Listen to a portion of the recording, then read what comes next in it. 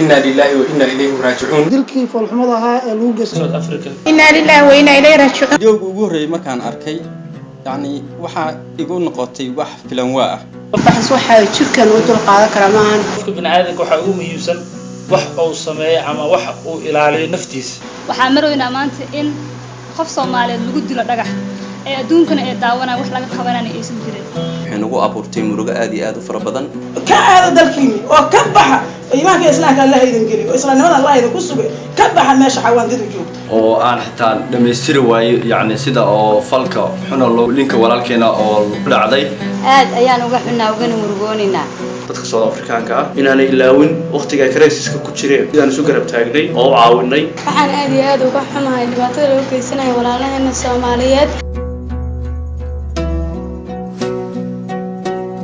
السلام عليكم ورحمة الله وبركاته وولالكين محمد عبد العزيز داير خضر قاس إيو أحمد عبد الولي عيسى برنامج كنوا barnaamijkii bulshada oo aynu kaga hadlayno maanta dhibaatooyinka ka dhacay dalka South Africa loona geystay dadka Soomaaliyeed ee ayagu ku dhaqan dalkaasi.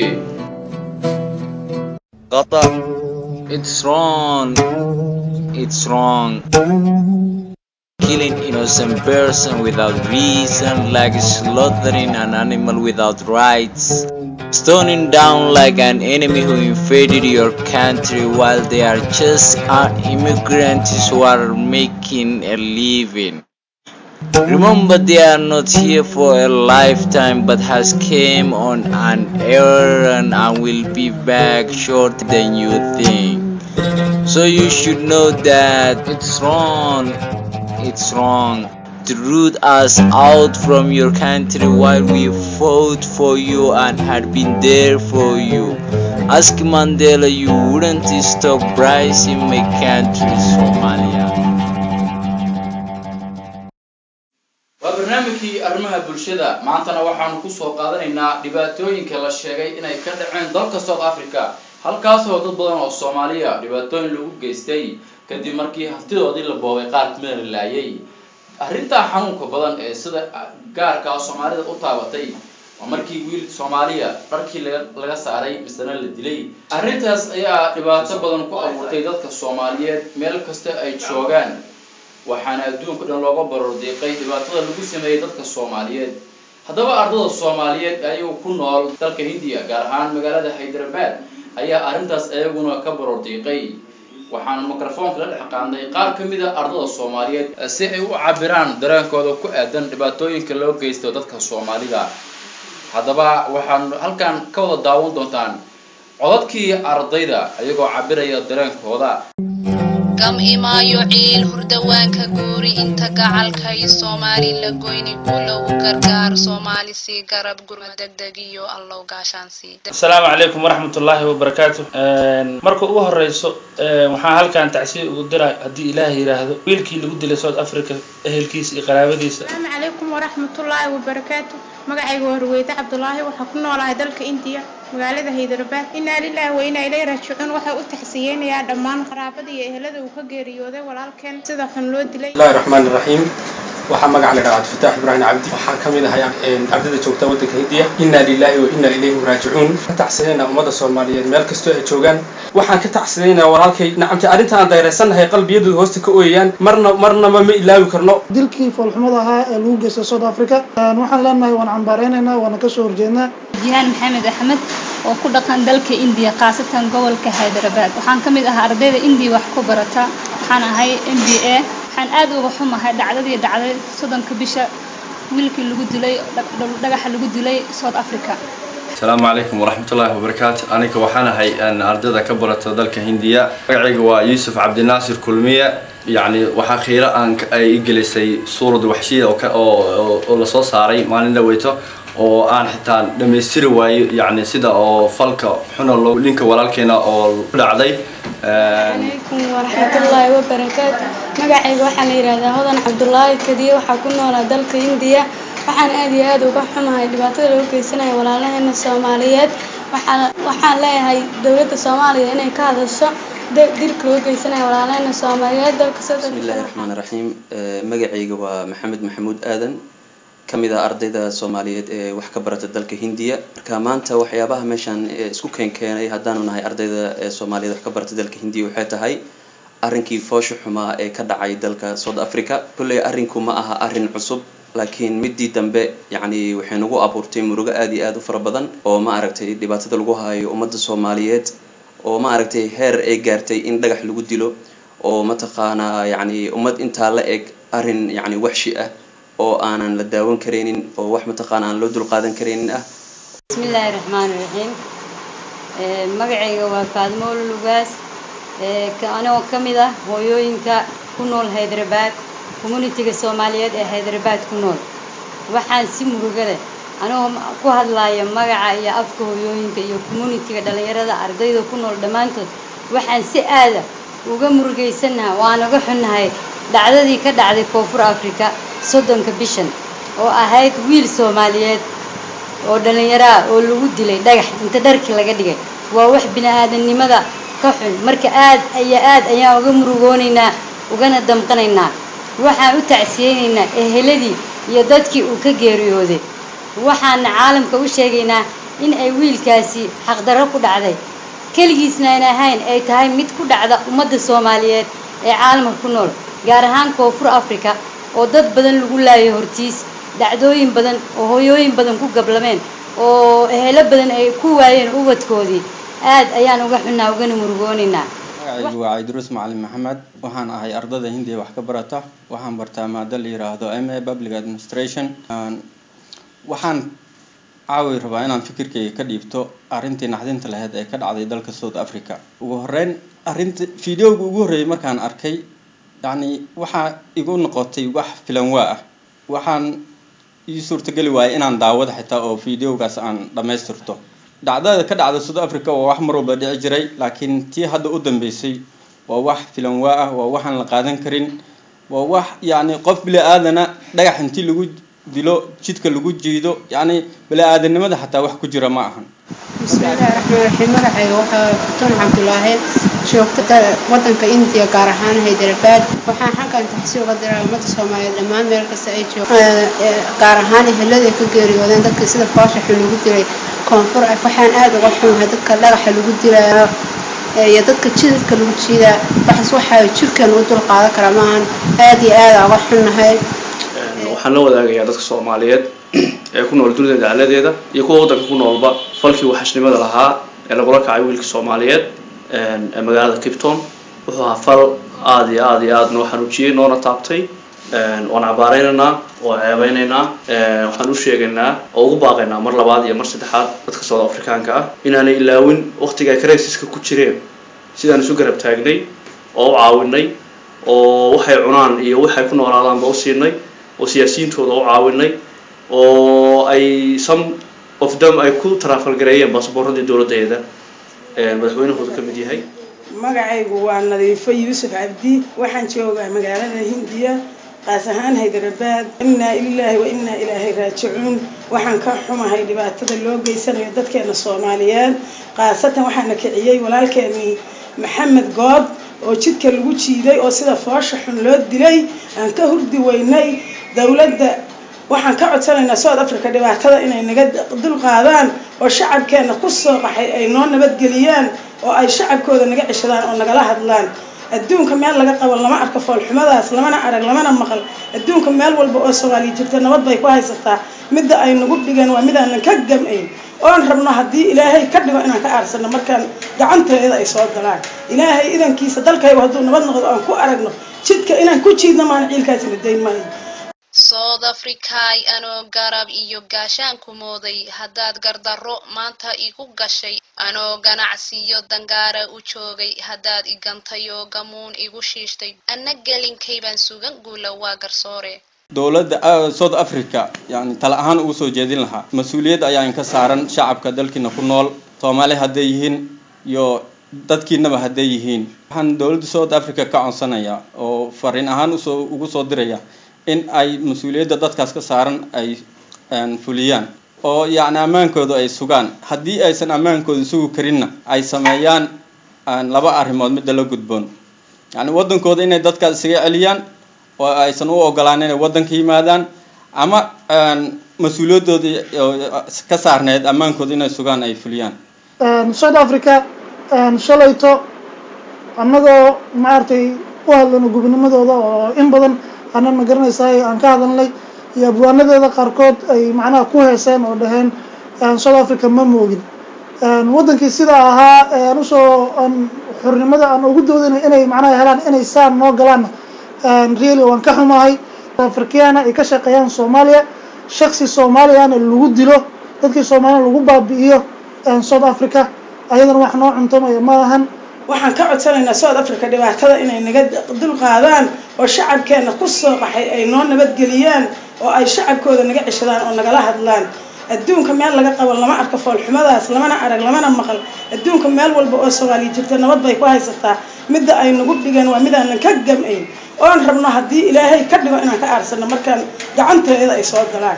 ilaahay idankiisa dalkayga hadduu nabad noqdo aan ku aragno jidka inaan ku jiidno maan ciilkaasi midayno. dowladda South Africa talo ayaa usoo jeedin lahaa marka ugu horeyso dowlad markii la yiraahdo waxay mas'uul ka tahay wadankeeda iyo inta ku nool guud ahaan dalkeeda. dadka Soomaaliyeed ee South Africa ku nool waxay xaq u leeyihiin inay helaan protection full protection. booliiska waxaan leenahay hadii ilaahay yiraahdo wixii ilaahay kula dhacay laakiin waxaan u maleysaa inay ka cagjiideen hooshii looga baahnaana ay qabanin. waxaan kaloo usoo jeedinaa dowladda South Africa inay responsibility-ga dadka Soomaaliyeed ay qaado in hantidooda amaan la siiyo iyo ayaga naftoodaba.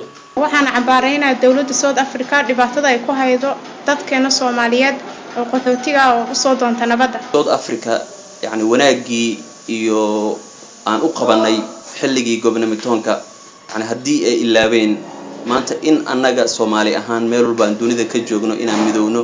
waxaan ugu baaqaynaa inay joojiyaan faldambiyada ay naga galayaan dadka ay ka galayaan waqti aan u baahanahay in la caawiyo oo annagu dhexdeeda burbur ka jiro oo Soomaalidu aanay wax wanaaga isu hayn.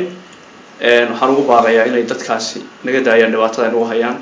in maanta qof Soomaaliyeed aan xaquuq u lahayn in la dilo oo magangalyo ku joogo wadan oo ka shaqeysanayo oo xalida in maanta la daldalo oo la dilo. South Africa ka codsanahay dowladda South Africa aan ka codsan lahaa inay dhowrto xuquuq bini'aadanka. maanta waxay ummad Soomaaliyeed ay ku sameynayso waa ku dhici kartaa Britoole meeqa wadan ay maanta nabad ahaan jirtay. Soomaaliya taariikh bay lahaan jirtay maanta dhibaatadan ay maraysaa. waxay South Africa ku dambeyn doonto ma oga ma ahan in waxay tahay dadka Afrika in ay ka waantoobaan dhibaatada ay sameynayaan because anagu waxaan nahay dad kamid ah qaaradda madow waxaan nahay dad taariikh adduunka ku leh. maanta dhibaatada na haystana ma ahayn mid anaga hore ugu sii jirnay. waxaan nahay dad muuqda oo nabad iyo ku noolaan maanta inay naga faa'iideystaan ma ahan dhibaatada na haysta daraaddeed inay naga faa'iideystaan ma ahan. waxaan u sheegi lahaa in maanta haddii ammaan haystaan aynan nagu digan dadkeeni aynan burburin ee xuquuqda bini'aadanka ay dhowraan. taas aan South Africa kula talin lahaa. يعني دولة South Africa waxaan u diri lahay يعني inay dadkaad oo wadankooda jooga mas'uuliyad ayaa ka saaran waayo dadkooda ayay magangaliyo og tahay. waxaan oran lahay يعني shacabkooda inay ka qabtaan waayo يعني falalka ay ku sameynayaan dadka Soomaalida iyo dadka kala ba. dowladda Koonfur Afrika waxaan leenahay waxaa tiin dowlad walaalaheena oo Afrikaana oo dhiiganaga waa wadan ay dadkii ku soo carareen markay dadkooda shaqo iyo nabadgelyo ka waayeen. dad walaalaheena marka xuquuqda bini'aadanka sida xayawaanka xataa loolama dhaqmo sidaas xataa shimbiraha ayaa loolama dhaqmo bini'aadan way dadka marka xuquuqda bini'aadanka inay dib u fiiriyaan. maamul ayaa ka jira waa dowlad weyn oo magac leh oo Afrika magac ku leh oo caalamka magac ku leh marka waxay u tahay sharaf ka dhac in maalin la arko dad bini'aadan wadankoodii sidaas lagu yeelo ayna tallaabo ka qaadin.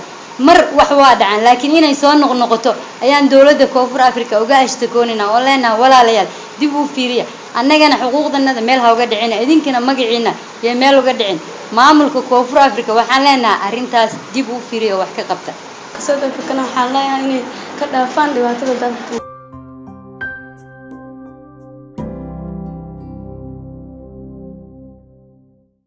waxaan ka codsanayaa dowladda Soomaaliyeed oo maaragtay mas'uulka ka ah ummadda rayidka iyo ummadda meel walba ku barakacday inay ka hadlaan dhibaatadaas oo tilaabo cad ka qaadaan oo dowladda South Africa ay la hadlaan oo hadalada cad oo maaragtay ay kula hadlaan.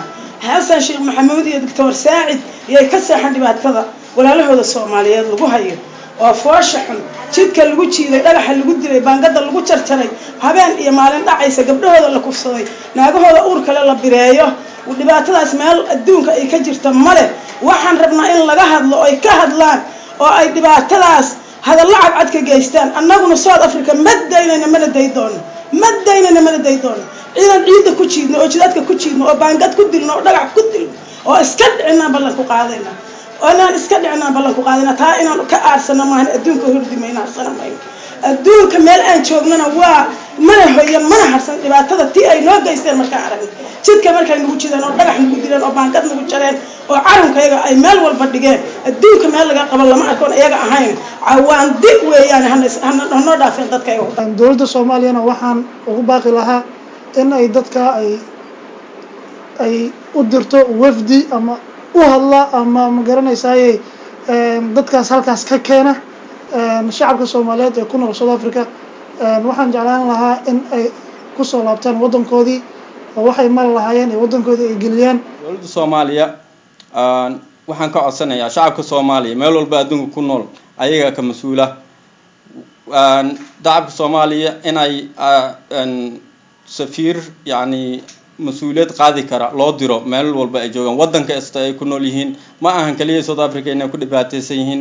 مال والبادون كجوان أيو كل دباتيسيهن مركز دولة سود أفريقيا إنها كلا هذا شان أمان كدت كصوماليات سفير مسؤوليات قاضي كرا ماشي لوجيو شعب كي عن جاليات رسمي الله سمايو تنكله دت كصومالي دا كنول دل كسود أفريقيا وعن ليه ولا ليالف كوا إنكم بتي يعني وأجنه دل كنا وحكي داعي dhibaatadaas darteed baa dalka ingaarsiisay laakiin haddana waxaa linkaga baahan yahay midow ayaa linkaga baahan yahay meelaha dhibaatadu ka dhacaysa inaa kasoo dheeraatana linkaga baahan yahay yani meel ammaankiin maciishada iyo ganacsiga u joogtaan waxa ka muhiimsan nafta bilaadanka naftina ka muhiimsan adinka dhibka idin gaaraya midka anaga aan 24 saac dareemayno ka daran anagoo ardayda waxbarashadeeni waxaan ka fikiraynaa mar walba dhibka kan Soomaaliya ka dhacay midka adinkana haysta kuwa badaha ku dhimanaya dhamaantood iyo kuwa xuduudaha ku baabaayo waan ka fikiraynaa marka waxaan ka codsanaynaa meelaha uu dhibku ka yar yahay ama uu caasimada oo kale ama meel walba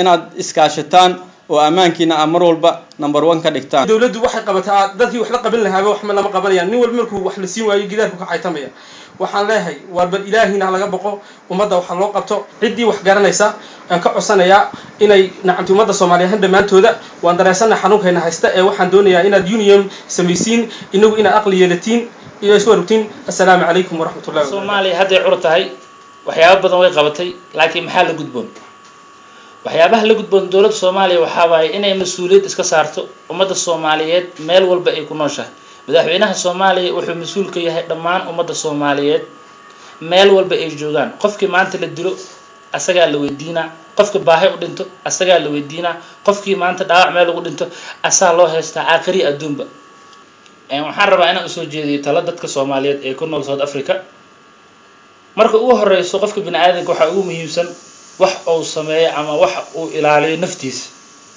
naftaada mas'uula ka tahay inaad dayacdo ma waxa ay raadinayso waa wax la cuno ama lacag amaanta reerkaaga u dirsato laakiin maanta reerkaaga haddii ay ku waayaan dhibaato intee la eg ay macnaha ay dareemi karaan ilaan adiga almost waxa waaye ilaahay xaqiisa waaba ka ahaato dadka hadda South Africa joogo dhibaatada wali ma dhamaanin haddii ilaahay yiraahdo wixii dhici doona Allahu a'lam maxaa kula gudboon marka waxaa kula gudboon inaa u istaagto marka ugu horeysa naftaada inaa ilaaliso hantidaada marka saddexaadna umada Soomaaliyeed waxaan leeyahay dad dayacayn ayaa tihiin dhinac walba inaa isku duubnaataan inaa is ogaataan inaa is qiimeysaan inaa is ixtiraamtaan horumarka saas ayuu ku jiraa saas ayaa leedahay ku ixtiraama laabta dawladda Soomaaliyeed waxaan dhihi lahaa at least waa inay ka qiirootaa ee dhaqaaq sameysaa khaasatan wasiirka arrimaha dibadda waxaa looga baahan yahay in dawladdu waxay mas'uul ka tahay dadka gudaha ku nool iyo dadka banaanka ku nool waxay xaquuq ku leh dadka gudaha ku nool waxa xaquuq ku leh dadka banaanka ku nool waxaa loo baahan yahay dhibaatada qofka Soomaaliyeed soo gaaraysa ee banaanka dhacayso waxaa loo baahan yahay inay tallaab degdeg ka qaado wixii awoodo waxaa la dhahay qofka muslimka ah waa hal jismi oo kale haddee maanta ilku xanuunayso ma laga yaabo inaad seexato jismigaaga oo dhan wuu ku xanuunsanayaa maanta qof Soomaaliyeed ee dhibaataysan aad iyo aad uga xumahay waxaan rabaa dowladda Soomaaliyeed inay ka damqato dadka Soomaaliyeed ee dhibaataysan ee waxay ka awoodo ay ka qaado ay talaab degdeg ah ka sameeyso waxay awoodo ka soo gudbo dadka Soomaalida ee ku nool South Africa ee ka ganacsada ama qaxoontiga ku ah waxaan u baaqayaa inay is ilaaliyaan taxadaraan waxaan jeclaan lahaa inay soo dhaweysatani inay Soomaali isu timaado oo ay aragto sida ay soo Afrikaankii kalaba ula dhaqmayaan aan u rabin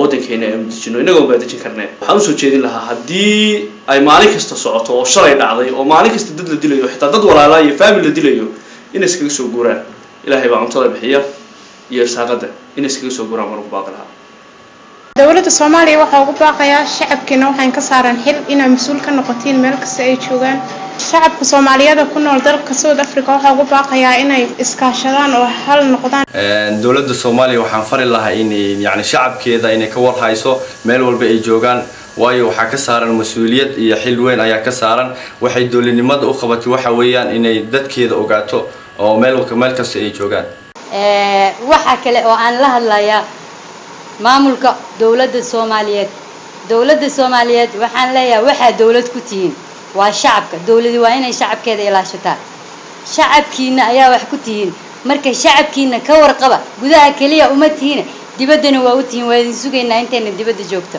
inaa xuquuqdeena ilaalisaan inaa u doodaan inaa ka warqabtaan qof alla oo Soomaaliyeed waxa uu ku sugan yahay meel kasto caawa ku hoydo waa inaad ka warqabtaa waxaad magac ku leedahay ama aad xil ku leedahay ama aad wasiir u tahay ama aad madaxweyne u tahay ama aad safiir u tahay waa shacabka Soomaaliyeed marka waxaan idin leenahay idinkana shacabkiina ka warqaba oo ilaashada oo u dooda oo yeena ahaanin wax inta la iska dilo hore looga socday nina wuxuu yiri eeyayga hore hadaan ka diri lahaa kan dambe laygama dileen ala aqal kan hore ka hadla bal si kan dambe u badbaado